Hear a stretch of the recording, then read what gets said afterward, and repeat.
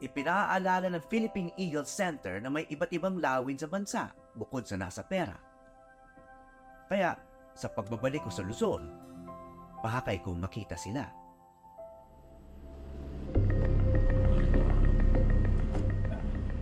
Kasama ko ang birder na si Albert Abadisio. Malayo ba pupunta natin, Albert? Ano po sir? 30 minutes. Birder ang tawag sa mga birdwatcher. Papunta kami sa dulo ng Sierra Madre sa Rizal, napuntahan ng ibang bird photographers. Wala pang isang oras ang layo nito mula sa Metro Manila. Ilang araw lang ang nakararaan. May isang pambihirang ibong nakunan dito si Albert. Isang serpent eagle na nakadapo pa sa sanga. Ang ginagawa ko sir, bale I just drive around. Tapos mabagal lang yung andar nung sasakyan. And then pag may nakita na ako, kasi usually yung nasa kalsada lang minsan yung night jars eh. So hinihintuan ko lang. And then from the car, I just take pictures. Kadarating pa lang namin sa lugar, biglang may nagpakita na sa amin. Ayun, anong ibon yun? Yun, that is, yan, parang serpent eagle yan. Ha? Parang serpent eagle yun sir. O, tara.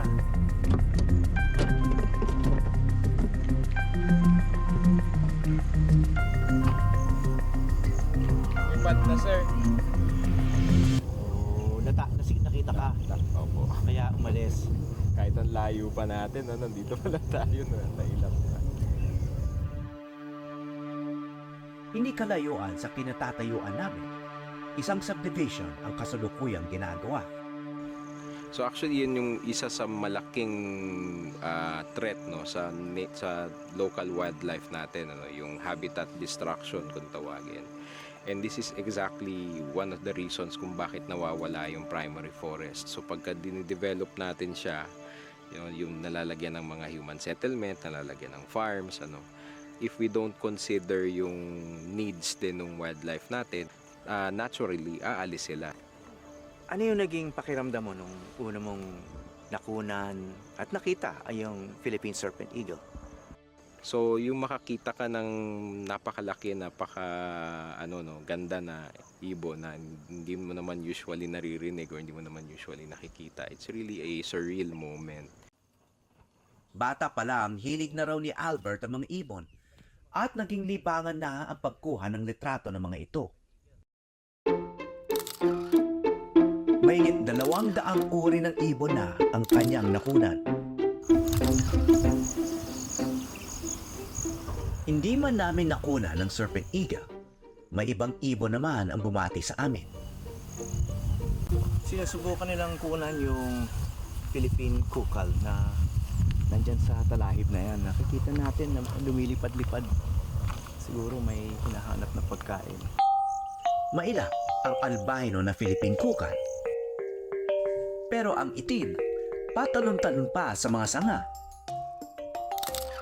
Nakunan din ito ni Albert ng litrato.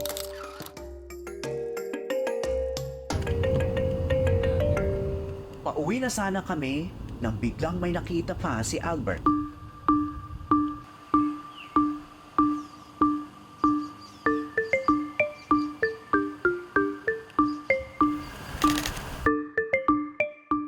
Dumadaan kami rito sa kalye. Kita mo, may constant traffic pa pero halos katabi lang ng kalsada. May nakita kaming pugad ng yung species na black-naped monarch. Dahil sa itim na kulay sa likod ng ulo nito, tinawag itong black-naped monarch. Isa raw ito sa pinakamakulay na uri ng flycatcher sa bansa. Nadat na naming naglilimlim ang babaeng ibon, pero agad din itong umalis para humanap ng pagkain para sa dalawang inakay. Pumalit sa kanya ang lalaking ibon na may dalang insekto.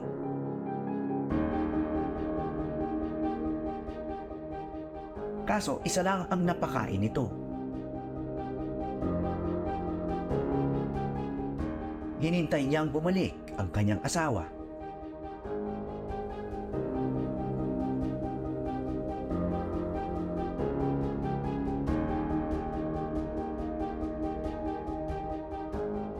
Sa pagbabalik ng babaeng ibon, may dala ulit itong insekto.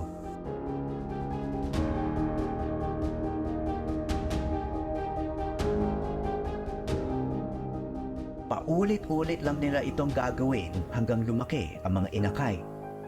Pero sa lapit nito sa kalsada at abot kamay lang ng tao, hindi ko maiwasang mangamba kung mabubuhay pa sila. So this particular nest, mukhang vulnerable. Opo, actually, ano siya, vulnerable yan kasi ang tingin kong nangyari, if you notice, some of the branches already fell from the tree, ano. So siguro when they were nesting, mas mataas yung, I mean, baka mas covered yan eh. Yun nga lang, dahil siguro doon sa mga recent rains and like that, saka yung mga dumadaan na sasakyan, posibleng nakukulog yung kanyang cover. Mula sa aming pwesto, may ibang maliliit at makukulay na ibon pa ang nagpakita sa amin. Isang stripe-headed rhabdornis at isang rufous-crowned bee-eater na parehong endemic. Puntiryan nila ang maliliit na insektong nagliliparan. Maraming salamat sa pagtutok sa Eyewitness mga kapuso. Ano masasabi niyo sa dokumentaryong ito? I-comment na yan at mag-subscribe sa GMA Public Affairs YouTube channel.